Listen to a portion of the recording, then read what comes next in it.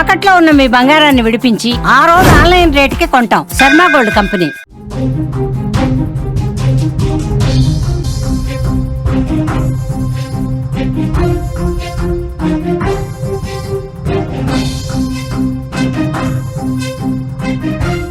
ముంబైలో భారీ వర్షాల కారణంగా జనజీవనం అస్తవ్యస్తమైంది. ఈ నేపథ్యంలో మోనో రైలుకి ప్రయాణికుల తాకిడి ఒక్కసారిగా పెరిగింది.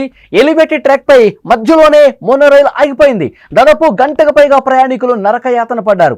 ప్రమాద సమయంలో రైల్లో 500 మంది ప్రయాణికులు ఉన్నారు. ప్రయాణికుల్ని సురక్షితంగా కిందకు దింపారు రెస్క్యూ టీం. దేశ ఆర్థిక రాజధాని ముంబైలో కొన్ని రోజులుగా కురుస్తున్న భారీ వర్షాలకు అక్కడ బీభత్సం కనిపిస్తోంది. రోడ్లన్నీ కూడా పూర్తిగా వాటర్తో నిండిపోయిన పరిస్థితుంది. జనజీవనం స్తంభించిపోయింది. ఇదిలా ఉండగా ఎలివేటెడ్ ట్రాక్ పై నడిచే మోనో రైలు మధ్యలోనే దాదాపు గంటకు పైగా ఆగిపోయింది.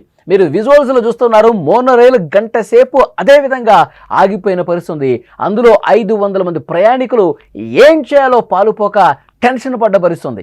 విద్యుత్తు అంతరాయం కారణంగానే రైలు నిలిచిపోయినట్లు అధికారులు చెప్తున్నారు. రైల్లో సుమారు 500 మంది వరకు ఉన్నారు.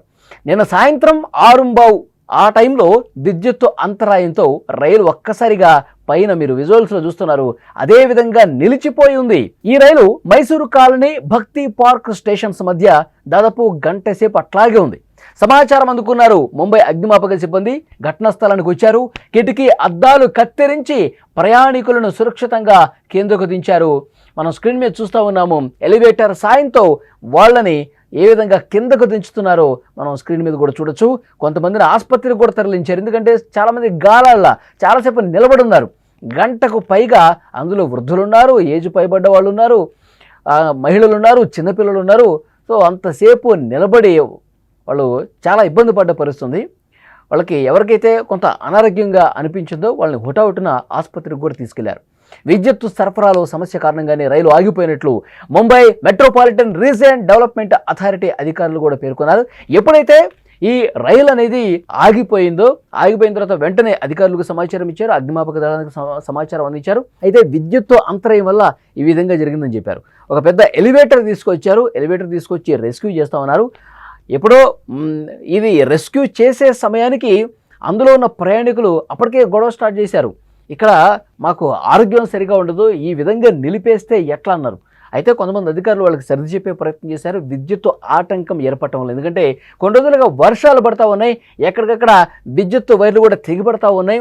అందుకే అక్కడ విద్యుత్తు సరఫరాకు ఇబ్బంది ఏర్పడుతుంది. సో దీన్ని దృష్టిలో పెట్టుకుని కొంత సమయం పాటించండి, మిమ్మల్ని సేఫ్గా కిందకి దింపే బాధ్యత మాది అని చెప్పి అధికారులు కొంత వాళ్ళకి సర్ది చెప్పే ప్రయత్నం చేస్తే అప్పుడు ఆగారు. వెంటనే అతిపెద్ద ఎలివేటర్ తీసుకొచ్చారు. ముంబై అగ్నిమాపక దళం వెంటనే స్పందించి అక్కడికి వచ్చి రెస్క్యూ చేస్తున్న పరిస్థితుంది. అక్కడ ఏవైతే కిటికీలు ఉన్నాయో, అక్కడైతే డోర్స్ ఉన్నాయో వాటిని కత్తిరించి మెల్లగా ఒక బోగి నుంచి ఇంకో బోగికి, ఇంకో బోగి నుంచి ఆ తర్వాత ఇంకో బోగికి అందులో ఉన్న ప్రయాణికుల్ని ఆ ఎలివేటర్ సాయంతో, ఆ నిచ్చెన సాయంతో వెంటనే కిందకి దింపుతున్నారు. రెస్క్యూ చేశారు. 3 గంటల సమయం పట్టింది అందరినీ సేఫ్గా కిందకి దించేసరికి. శ్వాస తీసుకోవడంలో కొంతమందికి ఇబ్బంది ఏర్పడింది. కొంతమంది అనారోగ్యంతో కొంత నీరసించిపోయారు. వాళ్ళందరినీ కూడా స్థానిక ఆసుపత్రికి తీసుకెళ్లి చికిత్స కూడా అందించినటువంటి పరిస్థితి. దేశ ఆర్థిక రాజధాని ముంబైలో మోనో రైలు ఆగిపోవటం వల్ల 500 మంది ప్రయాణికులు తీవ్రంగా ఇబ్బంది పడ్డ పరిస్థితి. దానికి సంబంధించిన దృశ్యాలే మీరు చూస్తూ ఉన్నారు.